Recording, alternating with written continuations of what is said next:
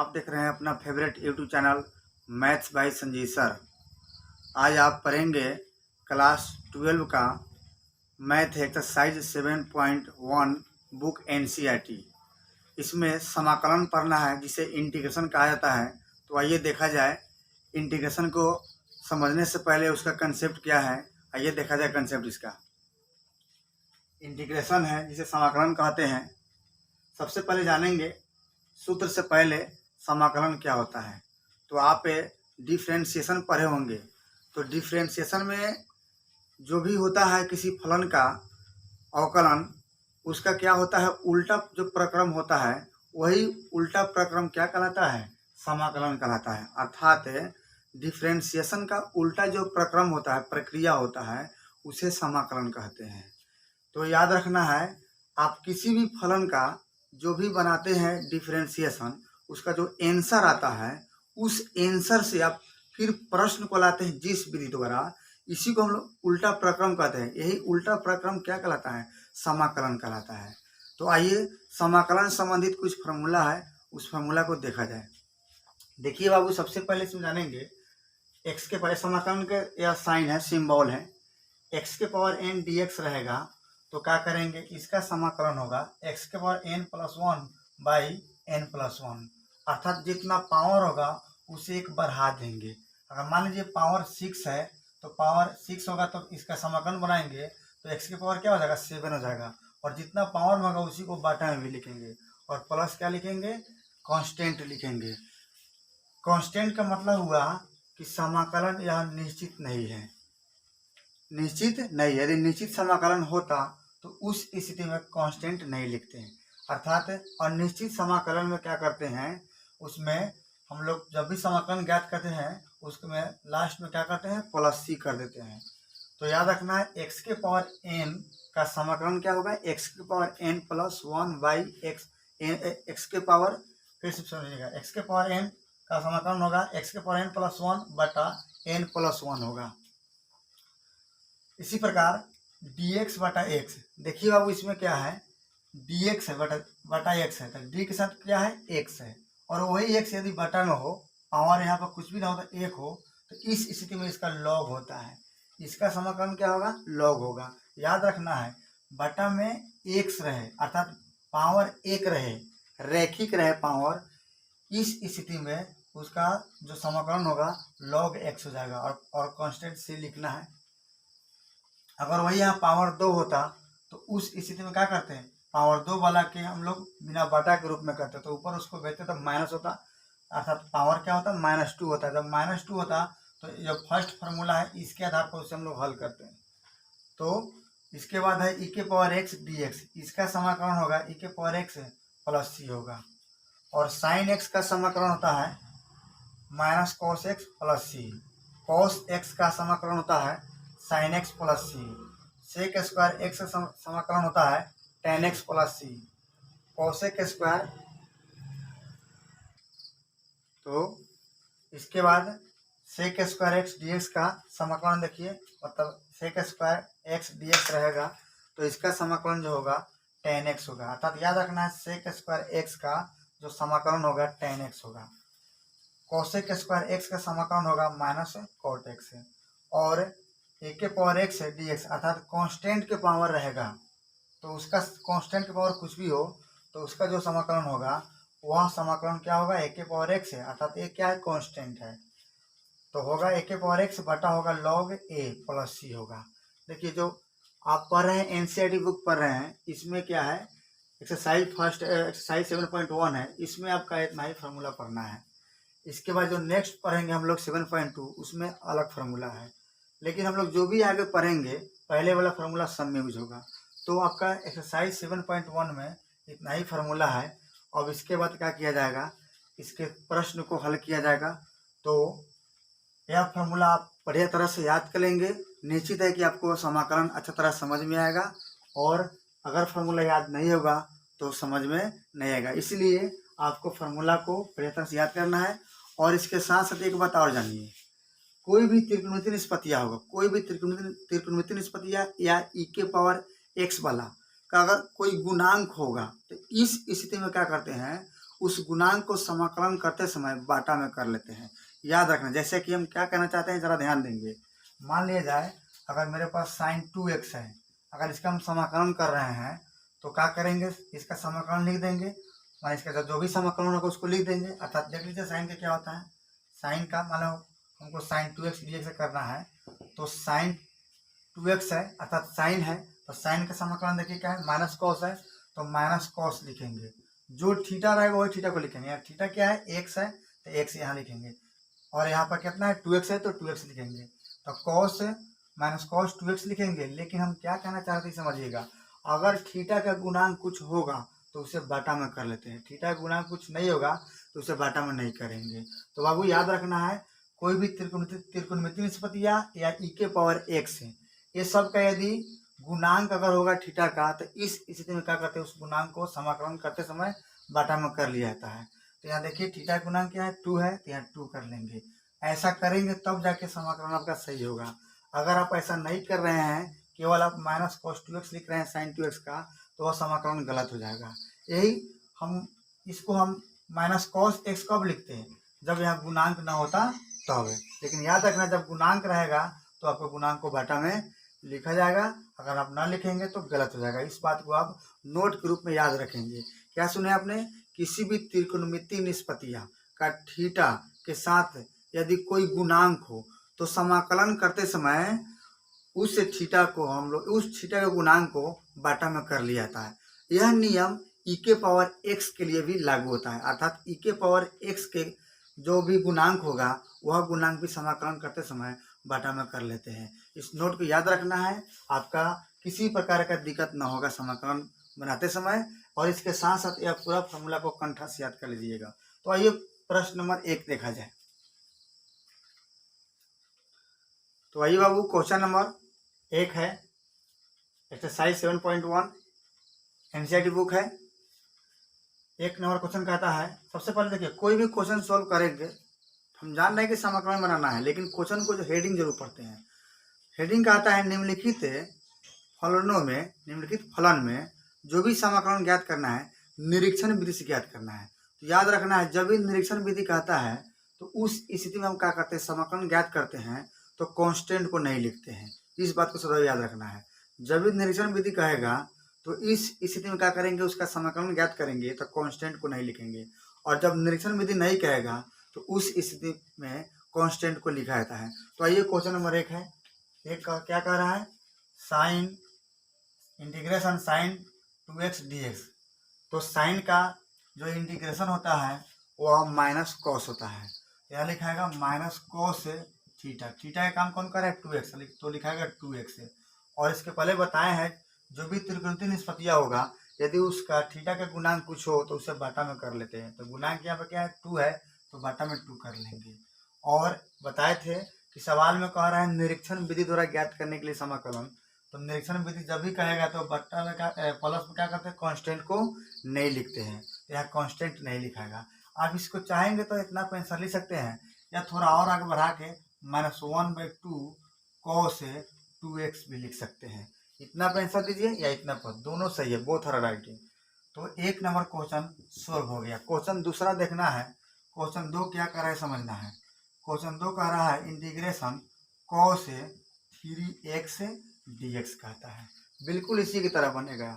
फर्क यह है कि यह साइन का है, यह कॉस का है। तो अभी आपने फॉर्मूला पढ़ा है, कॉस का जो इंटीग्रेशन होता है साइन होता है। तो यहाँ लिखाएगा साइन, साइन जो भी थीटा रहेगा उस थीटा को लिखेंगे। साइन लिखाएगा 3x, और बताए हैं यहाँ गुणांक 2 था तो बटा में 2 आया है, यहाँ 3 है तो 3 चला आएगा, तो बटा में क्या हो जाएगा 3 हो जाएगा। आप इतना आंसर भी दे सकते हैं, या थोड़ा इसे और आगे बढ़ा के 1/3 साइन 3x भी लिख सकते हैं। आप यहाँ भी आंसर दे सकते हैं या यहाँ भी, दोनों सही है। तो यह क्वेश्चन 2 सॉल्व हो गया। आइए बाबू क्वेश्चन नंबर 3 है, यह आपका एक्सपोनेंट वाला है, ई वाला है। तो ई के पावर x का इंटीग्रेशन जो होता है ई के पावर x ही होता है। अगर इसके पावर ई के पावर 2x रहे तो ई के पावर 2x होता है, अगर ई के पावर 3x रहे तो 3x होता है।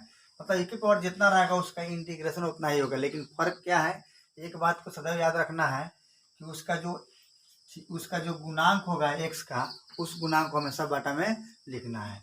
तो आइए यहाँ क्या हो जाएगा, इसका इंटीग्रेशन e के पावर 3x है और बटा 3 हो जाएगा। तो इसको आंसर कितना बार लिख सकते हैं या अभी बताएं इसके पहले, इसे ऐसे भी लिखा जा सकता है 1/3 e के पावर 3x है। यही इसका आंसर हो गया। इसके बाद क्वेश्चन नंबर हम लोग 4 देखेंगे। भाई बाबू क्वेश्चन नंबर 4 है। अब 4 कहता है इंटीग्रेशन ax प्लस बी का होल स्क्वायर dx, अर्थात ax प्लस बी का होल स्क्वायर का इंटीग्रेशन क्या होगा। तो इस तरह का जब भी प्रश्न है तो आप इसे दो तरह से सोल्व कर सकते हैं। सबसे पहले तो आप इसे सिंपल विधि से बना सकते हैं और दूसरा विधि यह है कि इसे आप डिफ्रेंशिएशन के रूप में मान के बना सकते हैं और दोनों विधि से आपका आंसर प्राप्त हो जाएगा। तो आइए हम इसको, अभी आपका ये जो क्वेश्चन बन रहा है, शुरुआत क्वेश्चन है, ये आपका मतलब 1 से 2 नंबर के पूछता है, इसीलिए हम कोई जो इसे बनाएंगे इसको क्या करना है, मतलब सिंपल विधि से बनाना है। आप बना सकते हैं बड़े विधि से। अगर आपको बड़े विधि से बनाने का मन होगा, माने इसको कोई थोड़ा सा 12 मेथड में बनाना होगा तो आप कमेंट करेंगे, हम इसे बना देंगे। लेकिन आइए हम सिंपल विधि से बना रहे हैं। तो इस तरह का जब भी प्रश्न हो तो अभी आप पढ़ें, इसको हम लोग क्या करेंगे, पावर वाला फॉर्मूला से बनाएंगे। उसमें क्या होता है, जितना पावर होता है वो एक बढ़ा लेते हैं। तो एक बढ़ा लिया जाएगा। तो ए एक्स प्लस बी है तो बी लिखेंगे, यहाँ 2 है तो कितना हो जाएगा, 3 हो जाएगा। जितना पावर होगा उससे क्या करेंगे, बढ़ा लेंगे, एक बढ़ा लिया जाएगा। और जितना ऊपर बढ़ाएंगे उतना ही बटा में लिखेंगे, बटा में लिख दिए। लेकिन एक बात और ध्यान देना है, यहाँ x के जो गुणांक होगा उसे बटा में कर लेंगे। x के गुणांक क्या है, a है, तो बटा में a कर लेंगे।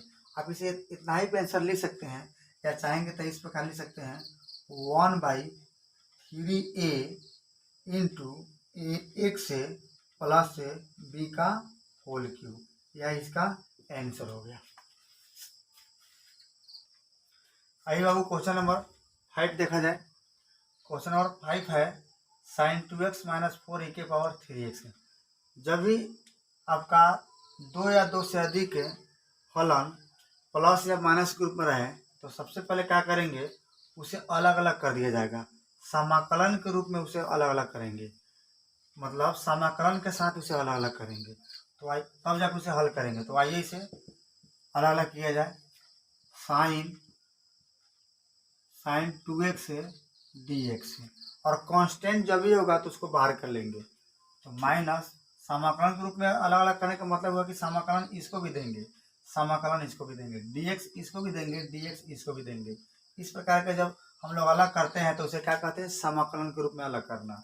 ऐसा ही बाबू यहाँ पर होगा, 4 आपका जो है वह कांस्टेंट है तो उसे बाहर कर लेंगे। तो क्या होगा, e के पावर 3x dx होगा।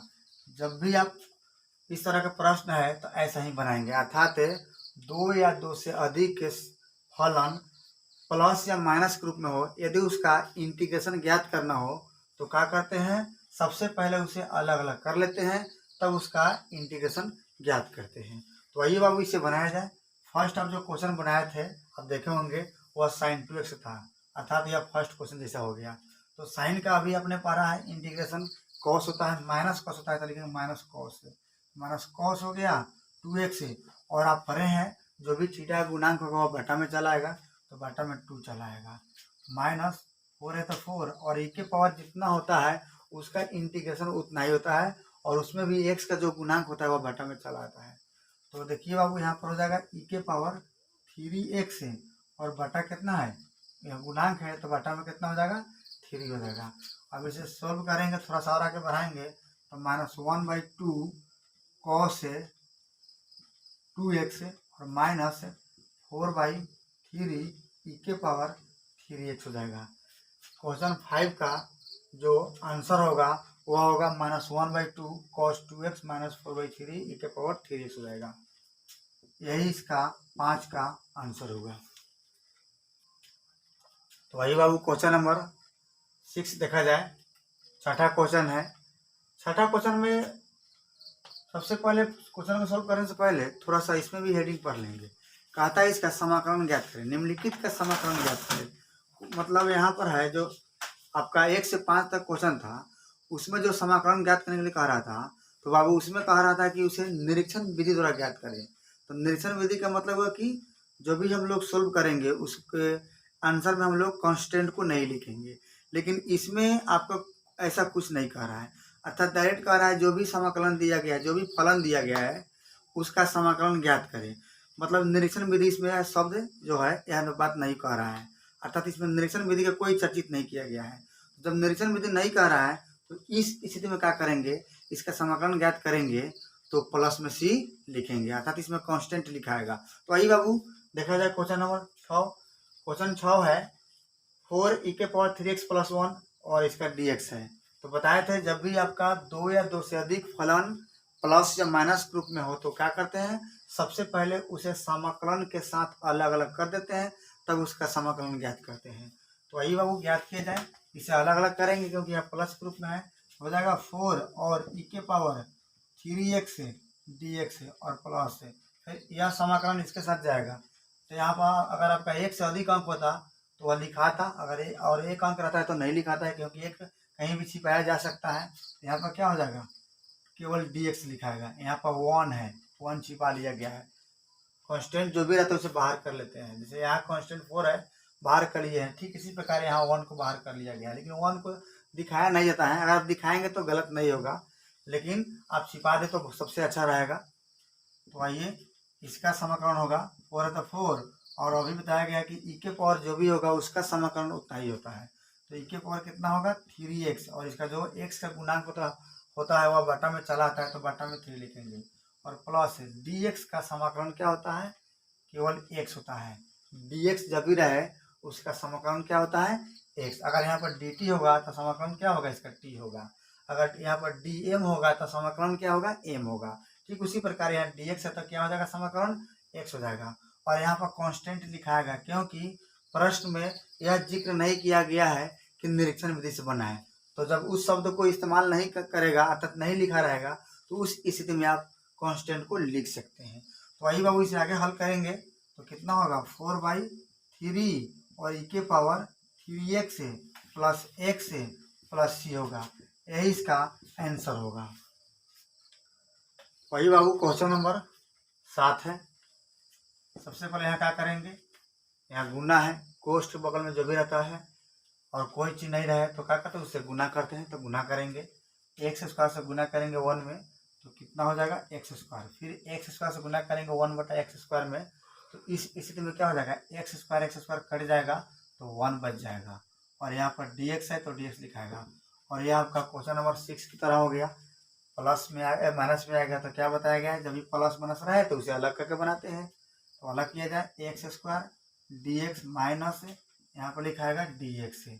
यहाँ 1 से अधिक अंक होता तो यहाँ लिखते, 1 रहेगा तो नहीं लिखते हैं। तो यहाँ पर यह आपका फॉर्मूला नंबर 1 की तरह बनेगा, क्योंकि बताया गया था फॉर्मूला नंबर 1 में कि जो भी पावर होता है वो पावर 1 बढ़ जाता है। तो ये बढ़ाया जाए, इसका मतलब इसका समाकलन क्या हो जाएगा x³ बटा हो जाएगा 3 हो जाएगा, और इसका dx के इसके पहले पढ़े थे आपकी x होता है तो x लिखेंगे और प्लस c हो जाएगा। देखिए यहाँ पावर 2 है तो 3 हो गया है, तो यहाँ भी 3 हो गया है। अगर यहाँ पावर 4 होता तो क्या होता है, बढ़ा के बोलते थे, यहाँ क्या होता 5 होता है, यहाँ 5, मतलब जितना भी रहेगा पावर उसे एक बढ़ा के लिखना है, उसको पावर में भी लिखना है और उसके बटा में भी लिखना है।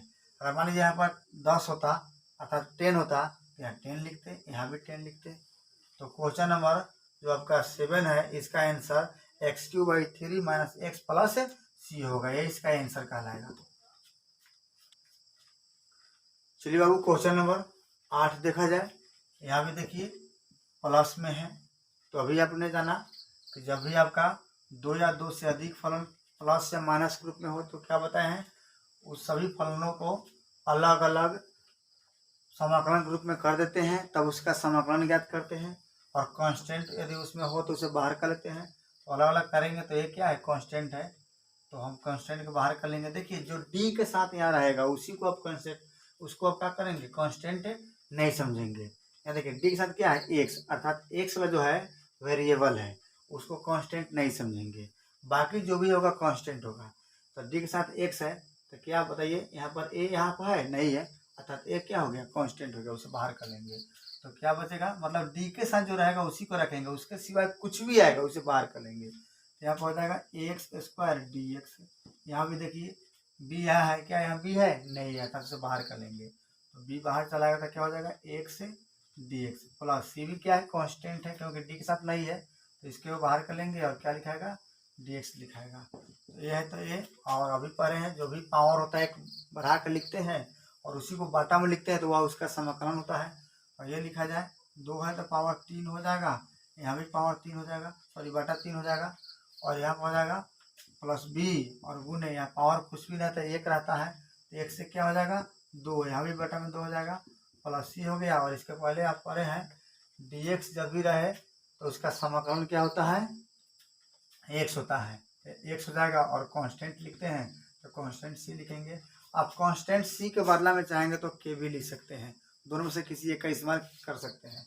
अब इसे थोड़ा सा और हल करेंगे तो हो जाएगा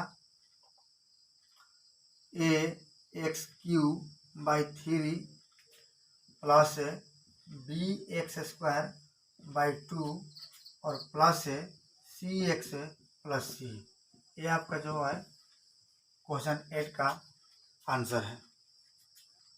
तो ये क्वेश्चन 9 देखा जाए, ऐसा ही से अलग करेंगे जिससे पहले इसके बनाए हैं। हो जाएगा 2x square D x plus हो जाएगा ई के पावर एक्स डी एक्स हो जाएगा। तो यहाँ पर 2 हो गया और पावर 2 है तो एक बढ़ जाएगा, हो जाएगा x के पावर 3 बटा 3 हो जाएगा, प्लस से ई के पावर एक्स। देखिए यहाँ गुणांक नहीं तो यहाँ आप क्या करेंगे बटा में नहीं लिखेंगे और प्लस सी लिखेंगे। इसे सोल्व करेंगे हो जाएगा 2/3 एक्स क्यू प्लस ई के पावर एक्स प्लस सी। आइए बाबू क्वेश्चन नंबर 10 देखा जाए। देखिए यहाँ पर देखिए आप सही से आप देखेंगे इसे तो आपको लगता होगा कि यह फार्मूला है a माइनस बी का होल स्क्वायर।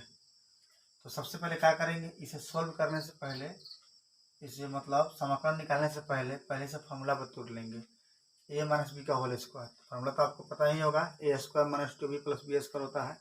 तो ये तोड़ जाए, मतलब फर्स्ट वाला के कहते हैं सेकंड वाला को बी कहते हैं, तो तोड़ लिया जाए। ये क्या होगा रूट एक्स, तो लिखेंगे रूट एक्स का स्क्वायर माइनस होता है 2ab, लिखेंगे 2 और ए का मतलब रूट एक्स है तो रूट एक्स लिखेंगे, बी का मतलब हुआ 1/रूट एक्स तो लिखेंगे रूट एक्स, और प्लस क्या होता है बी स्क्वायर तो लिखेंगे 1/रूट एक्स का होल स्क्वायर। इसके बाद क्या करेंगे, यहाँ पर डी एक्स है तो डी एक्स सबके लिए हुआ इसलिए कोष्ट घेर दिए हैं क्योंकि यह सबके लिए कहलाएगा। अगर कोष्ट ना घेर के लिखेंगे तो यह केवल इसके लिए होगा, इस सबके लिए नहीं होगा, जो कि गलत हो जाएगा। इसलिए क्या किए हैं सबके लिए है तो कोष्ट घेर दिए हैं। अब यहाँ आप जानते हैं स्क्वायर से रूट कट देता है तो केवल यहाँ पर क्या बचेगा एक्स बचेगा, और यहाँ देखिए कटने वाला है तो काट देंगे। और यहाँ आपका बच गया 2 1 जा 2 तो 2 लिखेंगे, और प्लस यह पावर 1 के लिए भी है और रूट एक्स के लिए भी है। तो 1 के पावर कुछ भी रहे तो 1 होता है, और रूट एक्स के पावर आपका 2 है तो स्क्वायर से क्या हो जाएगा रूट कट जाएगा तो एक्स बचेगा, और डी एक्स है तो डी एक्स लिखेंगे। इसके बाद इसे अलग अलग कर लेंगे।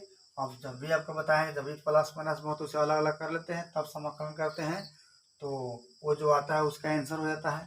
और ये अलग अलग किया जाए एक्स से डी एक्स से, यह 2 कांस्टेंट है, बाहर कर लेंगे तो क्या बचेगा केवल डी एक्स बचेगा और प्लस है। फिर इसे इसमें इसके साथ रखेंगे तो 1 से गुना इसमें हो जाएगा तो क्या हो जाएगा डी एक्स बटा एक्स। इसे चाहेंगे तो आप 1/x dx भी लिख सकते हैं। अब यह आपका पावर 1 है तो 2 हो जाएगा, बटा में यहाँ भी 2 हो जाएगा, और डी हो गया यहाँ पर 2 हो गया, और dx है तो आप जानते हैं dx का हमेशा समाकलन क्या होता है x होता है। अगर dt होता तो क्या होता है t होता। और यहाँ पर प्लस है dx बटा x, इसका जो फार्मूला होता है लॉग होता है, इसका फॉर्मूला हम लिखवा दिए हैं, हो जाएगा लॉग, और प्लस हो जाएगा सी। एक बात और याद रखना है, लॉग के बाद जो है जो x लिखे हैं इस x को आप चाहेंगे तो मोड में लिख सकते हैं या छोटा कोष्ठ में लिख सकते हैं। मतलब लॉग के बाद जो उसका x आता है तो उसे आप 2 तरह से दिखा सकते हैं। सबसे पहले तो मोड में, दूसरा क्या उससे छोटा कोष्ठ में, और दोनों लिखना ही सही है। किसी किताब में मोड में दिया रहता है आंसर और किसी किसी किताब में छोटा कोष्ठ में। तो आप उसे गलत नहीं समझेंगे, दोनों तरह से लिखा जा सकता है। तो यही इसका आंसर होगा। तो देखिए बाबू, क्वेश्चन नंबर 11 है। और देखिए, आपको ऐसा कोई भी फॉर्मूला नहीं लिखवाया गया अभी तक इस प्रश्नावली में जिसमें मतलब बटा हो। तो इस तरह के प्रश्न जब भी हो तो आप थोड़ा सा कॉमन सेंस लगाएंगे। कॉमन सेंस यह होना चाहिए कि सोचिए से क्या करेंगे ताकि यह आसान हो जाए। तो आसान हो सकता है, थोड़ा सा दिमाग लगाएंगे। तो दिमाग यही लगाना है कि अगर आप इसे अलग अलग कर दे रहे हैं तो यह आसान हो जाएगा। तो आइए इसे अलग अलग किया जाए, आसान हो जाएगा। एक्स क्यूब बटा लिख सकते हैं x square plus 5 x square बटा एक्स स्क्वायर बटा हो जाएगा एक्स स्क्वायर माइनस 4 बटा एक्स स्क्वायर और डी एक्स है तो डी एक्स लिखेंगे। और देखिए बाबू, जो कटने वाला उसे काट देंगे, इससे यह पावर कट जाएगा, इससे यह कट जाएगा। ये नहीं कटेगा तो उसको ज्यों के त्यों लिखेंगे। यहाँ पर आपका एक एक्स बच गया, एक्स लिखेंगे और प्लस है तो प्लस लिखेंगे। यहाँ पर बच गया 5 और यहाँ माइनस 4 और यहाँ बट्टा में है एक्स स्क्वायर, अर्थात इसे समझेंगे एक्स स्क्वायर है तो इसको आप लिख सकते हैं 4 गुणे 1 बटा एक्स स्क्वायर। तो जब भी आपका क्या होता है, बटा में रहता है पावर एक से अधिक, उसे ऊपर कर देते हैं, अर्थात ऊपर उसे अंश के रूप में लिखते हैं। और बटा में अगर एक रहे पावर, मतलब एक्स की पावर एक रहे तो उस स्थिति में उसका फॉर्मूला लॉग होता है। तो यहाँ पर क्या करेंगे, एक से अधिक है तो क्या करेंगे, इसे हम लोग अंश के रूप में करेंगे।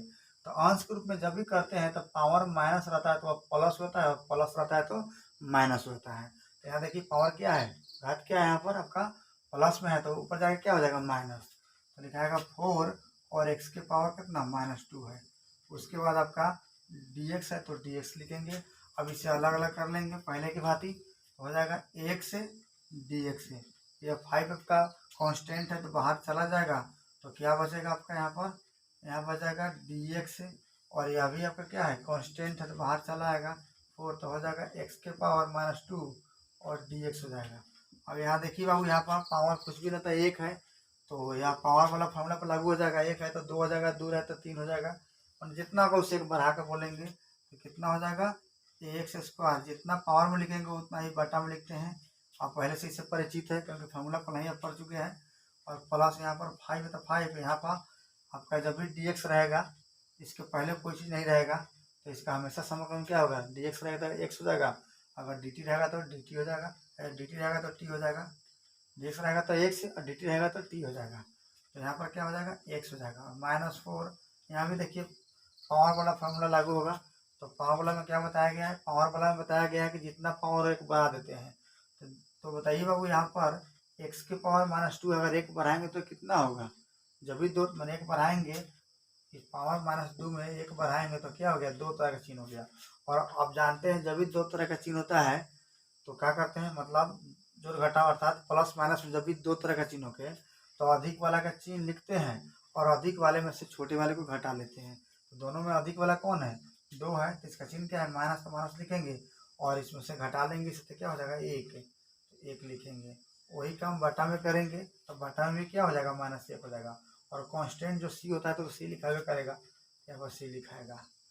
अब इसके बाद क्या करेंगे, एक्स स्क्वायर बाई 2 हो गया प्लस हो गया 5x माइनस, यह माइनस इससे अगर गुना हो जाएगा तो माइनस माइनस क्या हो गया, प्लस हो गया। और बाटा में एक नहीं लिखते हैं, जब बाटा में एक नहीं लिखेंगे तो कितना बच जाएगा, x के पावर -1। और किसी भी संख्या का पावर माइनस रहे उसे पलट देते हैं, तो x के पावर -1 को पलटेंगे तो क्या होगा 1/1 से, और उस 1 से गुना करेंगे 4 में तो क्या बचेगा 4, और बटा में आ जाएगा 1 से और प्लस में हो जाएगा c। यही इसका आंसर होगा। आइए बाबू, क्वेश्चन नंबर 12 देखा जाए। चलिए इसे भी अलग अलग कर लिया जाए, आसान हो जाएगा हम लोग के लिए। और दूसरा कोई तरीका भी नहीं है कि जो हम लोग अगर अलग अलग नहीं करें तो बन जाए। इसे इस प्रकार के क्वेश्चन को ऐसे ही बनाते हैं। अलग अलग करेंगे तो हो जाएगा x³ बटा √x और हो जाएगा प्लस 3x बटा √x प्लस 4 बटा √x और इसके बाद dx है तो dx लिखेंगे। अब देखिए इसको लिख सकते हैं x³ बटा x के पावर 1/2, रूट हटेगा तो 1/2 हो जाएगा, और प्लस है 3x, वैसा ही यहाँ पर हो जाएगा x के पावर 1/2, वैसा ही यहाँ होगा x के पावर 1/2, और dx है तो dx लिखेंगे। अब देखिए आप पहले से पढ़े होंगे और जानते भी होंगे कि आधार जब बराबर रहे और भाग रहे तो पावर को क्या करते हैं, घटाते हैं, और आधार बराबर रहे और गुना रहे तो पावर को जोड़ते हैं। यहाँ देखिए आपका भाग है, घटा मतलब भाग होता है, और आधार बराबर है तो इस स्थिति में क्या करेंगे, पावर को घटा लेंगे। आधार का है तो बेस, तो घटा लीजिए, x लिखेंगे और 3 लिखेंगे और घटाओ, पहले ऊपर वाला लिखते हैं तब नीचे वाला, ऊपर वाला में से नीचे वाला घटाते हैं, 1/2 हो जाएगा, और यहाँ पर हो जाएगा 3, और यहाँ पर भी हो जाएगा 1 से, यहाँ पावर कितना रहता है, 1 रहता है, तो 1 लिखेंगे, और माइनस यहाँ 1/2 है तो 1/2 लिखेंगे, और प्लस 4, यहाँ देखिए यहाँ पर आपका x नहीं है, जब x नहीं है इसको ऊपर भेजेंगे तो क्या करेंगे, माइनस चिन्ह लगा देंगे पावर में, तो उसका क्या हो जाएगा, उसका वहाँ बटा हट जाएगा, तो -1/2 हो जाएगा, और dx है तो dx लिखाएगा। अब देखिए बाबू यहाँ से इसे सॉल्व करेंगे, 3 में से या आधा घटाएंगे तो आपका कितना हो जाएगा, 2.5 हो जाएगा। हम लोग इसे इस प्रकार से हल करेंगे, मतलब इसी से गुना कर लेंगे, घटाव है तो घटा लेंगे, जोड़ रहेगा तो जोड़ लेंगे, तो 3 दूना 6, और 6 में से घटेगा तो कितना होगा, 5 हो जाएगा, तो 5 लिखेंगे, बटा 2 है तो 2 लिखेंगे, 5/2 है, 5 कितना है, 2 है। इसके बाद आपका यहाँ पर 3 तो 3 लिखेंगे, और वैसा ही इसे हल करेंगे, तो 2 से गुना करेंगे 1 में तो 2 हो गया, 2 में से घटेगा तो कितना हो गया, 1 हो गया, तो 1 है तो 1 लिखेंगे, बटा में 2 है तो 2 लिखेंगे, और प्लस हो जाएगा 4x के पावर -1/2 dx है। अब यह देखिए यह साधारण हो गया, सिंपल हो गया। अब इसके बाद क्या करेंगे, इसे अलग अलग कर लेंगे तो यह सॉल्व हो जाएगा आसानी से। आइए इसे इधर बना रहे हैं, अब इसे अलग अलग करेंगे, हो जाएगा x के पावर 5/2 dx, प्लस लिखेंगे 3x के पावर 1/2 है, और लिखेंगे dx, उसके बाद हो जाएगा +4 और x के पावर -1/2 dx।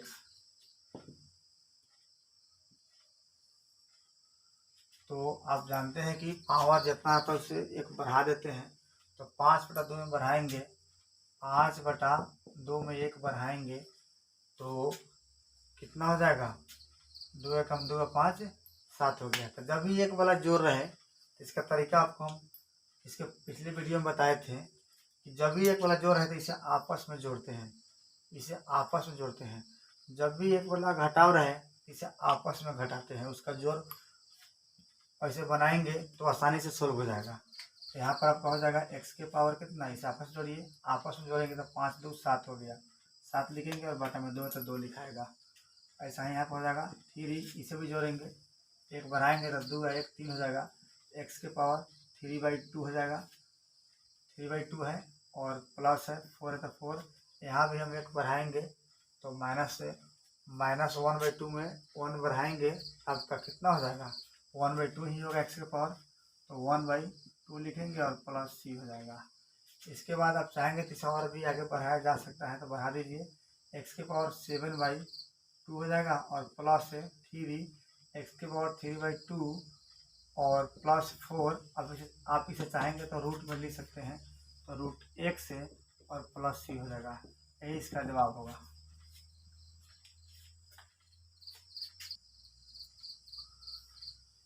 देखिए वो वीडियो अधिक देर का हो गया और समय भी अधिक हो चुका है, तो आज क्वेश्चन 12 तक ही सॉल्व होगा, तो 12 नंबर का क्वेश्चन सॉल्व हो गया।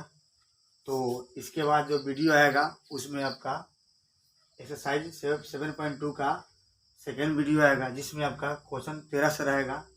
और यहाँ पर देखिए, यहाँ पर हम बताए थे आपको कि पावर में जो बढ़ता है वह बटन में लिखाता है वह छूट गया, यहाँ पर समझाने के क्रम में छूट गया है। तो आप जानिए उसे यहाँ भी लिखेंगे, जो भी पावर में बढ़ेगा उसको यहाँ भी बटन में लिखा जाता है। यहाँ बटन में लिखेंगे कितना 7/2 लिखाएगा, यहाँ भी लिखाएगा 3/2 होगा, 3/2 है। और यहाँ पर आपका हो जाएगा 1/2। तो इसे थोड़ा सा और आगे बढ़ाएंगे तो यह पलट जाएगा, तो हो जाएगा 2/7 हो जाएगा, और x की पावर 7/2 हो जाएगा प्लस से यहाँ पर आपका। ओके, इसे व्हाइट वॉश करके फ्रेश कर दे रहे हैं इसको।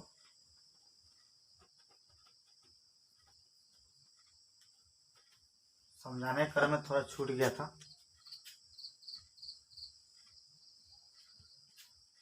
तो यह हो जाएगा 2/7, x के पावर 7/2 हो गया प्लस ये कितना हो जाएगा, इसको पलटे तो 2/7 हुआ तो कितना होगा 2/3 हो जाएगा। तो लिखेंगे 2/3 और x के पावर 2/3 है, और यहाँ हो जाएगा कितना आपका x, यहाँ पहले से एक 3 है तो यहाँ पे लिखेंगे गुना 3, या ऐसे इसे लिखिए 3 गुने 2/3, यह पलट जाएगा, और x के पावर 3/2 हो जाएगा प्लस 4 इंटू, यह पलट जाएगा तो हो जाएगा 2/1 हो जाएगा, और x के पावर 1/2 प्लस c हो जाएगा। यहाँ पर आपका 3 से 3 कैंसिल हो जाएगा 2/7, x के पावर 7/2 प्लस हो जाएगा आपका 2x के पावर 3/2, और यहाँ पर 1 नहीं लिखते हैं तो 4 दूना 8 हो जाएगा, और x के पावर 1/2 प्लस c हो जाएगा। आप इसे आंसर इतना पे भी छोड़ सकते हैं, या और भी चाहेंगे तो आगे बढ़ा सकते हैं। तो 2/7 x के पावर 7/2 प्लस 2x के पावर 3/2 और प्लस 8, और इसे चाहेंगे तो रूट में लिख सकते हैं, और प्लस क्या हो गया c हो गया। यही इसका आंसर होगा। तो नेक्स्ट जो क्वेश्चन होगा 13 नंबर क्वेश्चन होगा। इस प्रश्नावली का जो अगला क्वेश्चन होगा 13 नंबर, वह आपका सेकेंड वीडियो में बनेगा। एक्सरसाइज 7.1 है। आपका बुक क्या है, NCERT है, क्लास 12 है। तो अगर किसी प्रकार का प्रश्न समझने में दिक्कत हो तो बाबू आप दोबारा वीडियो को चला कर देखेंगे, आपको समझ में आएगा। अगर उसके बावजूद भी समझ में नहीं आएगा तो आप कमेंट करेंगे, और आपको जो भी प्रॉब्लम होगा उस समस्या का समाधान किया जाएगा। यदि वीडियो अच्छा लगे तो लाइक करें, कमेंट करें। धन्यवाद।